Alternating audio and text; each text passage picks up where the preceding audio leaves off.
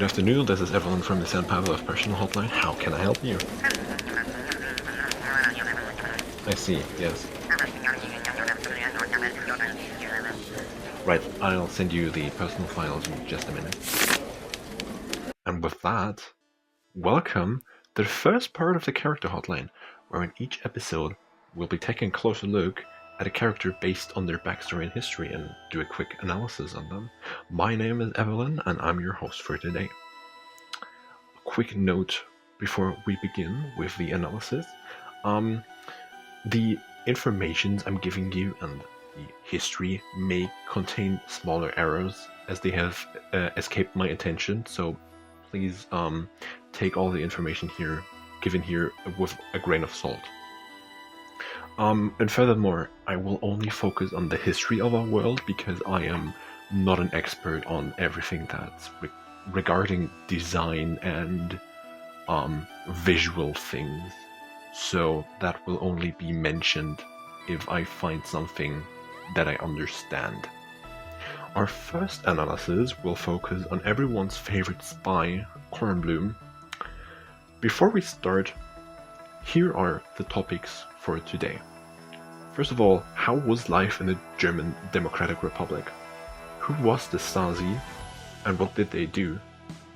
What is Bkornblume's connection to the Stasi? And then, of course, an analysis of her character.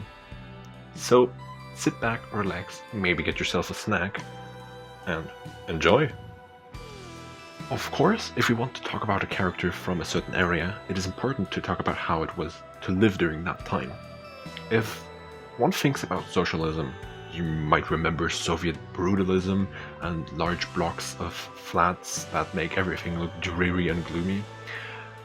That, however, is not exactly right. Sure, buildings like this existed, but not everything was like in those American movies depicting socialist countries. While not everything was sunshine and rainbows, quite the opposite actually, it certainly wasn't a bad country to live in. Everyone had a home and a job, the kids had a place in school, all basics were covered. But of course, since the GDR is a state that failed, there were some downsides. Certain items weren't available as much as in the West. As an example, if I walk into a supermarket today, I can choose from round about 20 different types of yogurts. In the German Democratic Republic, you had about 2 different kinds, and that was already lucky if you even had 2 different kinds. More expensive and rare items weren't available. Fruits like pineapples and bananas were actually available, but only if you had context. More on that later though. The planned economy of the GDR led to a significant shortage of goods, like mentioned before. So if you wanted a car, you had to apply for one and might, with a bit of luck, get one in a few years' time. It was common for parents to apply for a car shortly after their child was born, in the hope of receiving one on their 18th birthday. The same basically applied to every single type of luxury goods. As a result, black markets in the GDR flourished like crazy. And if you knew someone who wasn't a party member, of course, and maybe that person knew someone else that had some stuff you wanted, you could get basically everything. It was also the case that people repaired many things themselves, as finding something new or a replacement for that was rather difficult. Bartering became popular when it came to things like spare parts. And people also bought things when they were available, so if someone was selling some chains or stuff like that for like a bike, you bought them right now, even if you didn't need them, because who knows when they will be available the next time. And if you didn't need what you bought, you can simply trade it with others. So that was also a possibility. While that all sounds a bit dystopian, in theory it does, in reality it wasn't as bad. The living standards in the GDR were pretty solid. It wasn't quite as bad, at least if you, of course, behaved like a good socialist. Young people, as an example, had a very interesting career in life. They were part of youth organizations such as the FDJ, the Freie Deutsche Jugend, or in English, the Free German Youth. There were also the Young Pioneers, and where the kids got taught all matters of important things. There were also exchanges, like student exchanges like we know them today, but not with like Great Britain or America, but with the big socialist brother, the Soviet Union, and other socialist states. Holidays to the west weren't possible, of course, as there was a wall, but there were possibilities in countries like Hungary, the Czech Republic, or the Czechoslovakian Republic during that time, and other socialist countries that were in the Warsaw Pact. And of course, there was a special form of poetry that flourished within the GDR as an attempt to encourage citizens to help build a new state under the motto, "Get writing, comrade, socialist national culture needs you." Critique wasn't rare either, but it had to be hidden extremely well. You couldn't voice it freely because otherwise you might be put in jail. Germany was divided and everything from the west was demonized. However, radio masts broadcasts reached deep into the territory of the GDR, so almost everyone could receive Western television and radio. In theory, it was illegal to watch and listen to, but many people still did anyway because they could receive it and there weren't as much TV stations back then. And that's how they saw how much better and more free the life was in the West. After all, the GDR was a dictatorship that confined its citizens within the Berlin Wall and the border fences, and if anyone tried to escape, they were locked away or, in some cases, even shot at the border. This would probably not happen to the average citizen, however, as there was little they could do against the state, since everything was forbidden and subject to criminal persecution. And in that case, there was one specific government institution, the so-called Ministerium für Staatssicherheit, or the Ministry of State Security, shortly known as Stasi. The MFS was the secret service and secret police that also served as the surveillance apparatus of the GDR.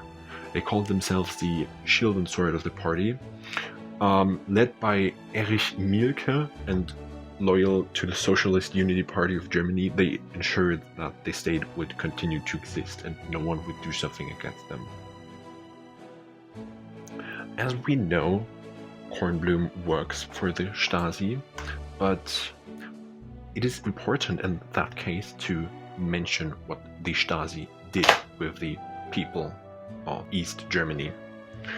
So, from her character description, we know that Bkornblume works in a department called Comprehensive Surveillance. Her job basically is to spy on people and keep records of them.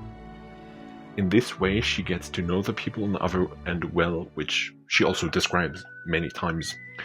The department in which she works was responsible for interrogating potential political opponents and critics of the state, and if a criminal offense was established, passing this on. Naturally, surveillance took place in almost every aspect of life, whether it was monetary conversations, talking to acquaintances and relatives, or even putting microphones in someone's flat. The Stasi stopped at absolutely nothing.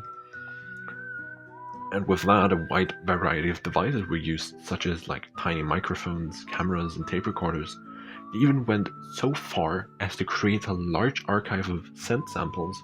Might sound crazy, yes, but it had a sense, because with that, they could find people who threw out leaflets against the state with their scent samples and give them to specially trained dogs, and they could smell if that was the person that produced the leaflets or not. Everyone in the GDR essentially knew that the Stasi existed, and the Stasi naturally exploited this to the full to spread the fear. Letters were opened, the contents were read, then these letters were rather poorly sealed and sent on. And also, different types of packages from whether it was from within the GDR or from socialist countries. They were opened and some items were even confiscated. However, the utmost attention was paid to the smallest details when, as an example, placing microphones in the flat of someone. Whenever the person under surveillance was away for any longer time, for like, let's say 3 to 4 hours, a team would come in with cameras and take photos of everything to see how the flat was before they installed all the microphones. And once all those were placed, the flat was completely rebuilt in a sense, so it looked identical to before. An employee then was stationed in the attic to monitor the microphones and keep a record of the proceedings. It was also not uncommon for people under surveillance to be forcibly isolated in order to break their resistance. They were denied access to university, stripped of their jobs, and faced further restrictions. Acquaintances were forced by the Stasi to act as informers. As a result, over 100,000 people became so-called unofficial collaborators of the Stasi. In most cases, they had no other choice than to work as such, as the state held compromising information against them. Border control, of course, which was another important thing in the GDR, as people weren't allowed to leave, was partially in the hands of the Stasi. If there were deaths at the border fences or at the Berlin Wall, as an example, these were covered up. False reports were drawn up and accidents were staged. In this way, they sought to prevent people from protesting. Although it wasn't possible to protest anyway, they still tried to not make that possible. If you were taken in for questioning by the Stasi, you were interrogated for hours on end, over and over again, until the person's will was broken to have the truth extracted. They also studied human reactions to certain situations of pressure to find out if someone is lying or not. These are essentially the more radical departments that Bkornblume refers to, as she does not wish to be transferred there. But how exactly is Bkornblume connected to the Stasi? For the description of her first item and the first story, we learn that she works for the Stasi. Why she does so remains unclear. We know, although, that she works for the Stasi, she's not really content with her job. She speaks of hope and a new job, yet the time is not right, as in her own words. Leaving the Stasi was theoretically possible, but practically impossible, given that people working in the Secret Service had to be absolutely loyal to the state. It was not expected of them anyway to just simply leave. Resigning would have caused serious problems, as one could no longer be loyal to the state in the eyes of the Socialist Party or the Stasi themselves, and thus they would have come under scrutiny and certainly faced hard problems. Bkornblume is also being monitored by the Stasi. This was rather common for the Stasi to monitor their own workers. In the so-called State Security Ministry secret file number 51836, her journey to the headquarters in Berlin is being scrutinized in great detail. Therefore, there must already be a certain degree of suspicion, because normally reports in that great detail would only be done for people that they suspected at least just a little bit. Her second story also illustrates very well, once again, just how meticulously the secret police operated. I'm not good at dealing with visitors. It reminds me of something bad. Whilst it is not certain what this means, it could very well suggest that she had been arrested before and is an unofficial collaborator. However, as this is highly speculative and sadly we do not have story relevance for her, I would tend to doubt it until further proved by Bluepock. She keeps talking about her duties and how she eavesdrops on families and hears them tossing and turning every night because their baby cries, and how she feels the need to check if they are alright. Generally speaking, Bkornblume seems like a very good, nice and genuine person, and is also very lively and does not exactly feel like she's doing the right thing. Yet she's essentially trapped within her job. She also mentions in one of her voice lines having to bought Lübeck Marzipan. So Lübeck was a city very close to the border with the GDR, but still in the west. This is where it gets interesting. So she ended up buying relatively valuable contraband. She also states that there is not much left, so maybe she shared it with other people or ate it herself, and getting new one is extremely dangerous and probably costs a lot. And she's normally supposed, as a Stasi agent, supposed to report and confiscate said contraband. But as she wants to be a good person, she doesn't take this part of her job too seriously.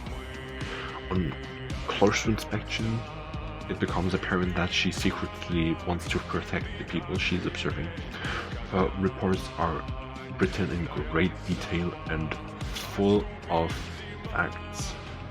So thorough, in fact, that no one would ever question the information, so the Stasi would not question if she is even lying in any case. Which she is. She is indeed lying in her reports to protect the people she is spying on. Normally, I would touch upon the significance of, in her case, her chosen name, as it is a rather uncommon name and some arcanists do have different names. Bkornblume in this case with the B in front of it, which I do not know how to properly pronounce, so I'm just calling her Bkornblume, comes from the German words of blue and cornflower, so blaue Kornblume, blue cornflower. The thing is, I looked up the meanings and symbolism. The thing is, in Germany, blue cornflowers are heavily associated with a symbol used by the German nationalists and anti-Semitic movements of the 1920s. I do not know why her name was chosen by Bluepock like that. I would rather say that it's design-wise, and they didn't research the meaning of her name. So please I'm not threatening BP and Bkornblume in any way. So just a quick reminder. In France, however, it symbolizes remembrance of war victims. And in the GDR there was also the so-called cornflower campaign, under which citizens deemed undesirably were forced to resettle. These were cross-border commuters and former Nazis. The GDR was the self-proclaimed first ever anti-fascist state, so that only makes sense. Furthermore, in some mythologies, they are a symbol of beauty and purity. I would like to emphasize once again that I do not wish to cast either Bkornblume or Bluepock in a bad light in any way. On further note, Bkornblume has a great love of poetry, and it's shown in her wilderness conversation and her Inside 2 outfit. She is reading a book from a German author called Bertolt Brecht. Bertolt Brecht was a German writer and playwright who played a key role in introducing a new form of theater in the GDR. Yet he did not, for all that, submit to the prescribed art and culture. The two do not seem to be indifferent after all. Bertolt Brecht works for the GDR in some sense, at least, as he is introducing new culture, but on the other hand, he doesn't want to follow the culture plans, and Bkornblume works for the surveillance police, but doesn't really follow them as well and is just practically stuck there. And last but not least, I'd like to give a short note about her Udimo, a grey fennec fox. The first thing you notice here are the large ears, which clearly suit her well as her arcane skill allows her to hear better. Her thick fur protects her from the cold, and Bkornblume's coat does the same, so there are indeed some similarities. Unfortunately, our time for today is almost up, and it's my time to conclude all the topics. I hope I've been able to give you a good insight into Bkornblume's character and her historical background, as she is one of my personal favorite characters, and we're both from the same country, as you might have heard from my accent and the pronunciation of German words.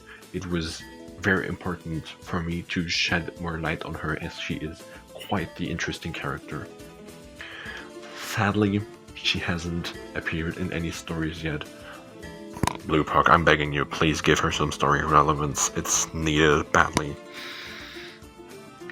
It was only through my research that I first realized how interesting she actually is. I never looked further into it, even though I learned a lot about the Stasi in school and from my parents, but it was very fun and I really hope you enjoyed it. And then it's unfortunately time to say goodbye for today. Thank you very much for listening, and see you next time when I welcome you here on the Character Hotline again.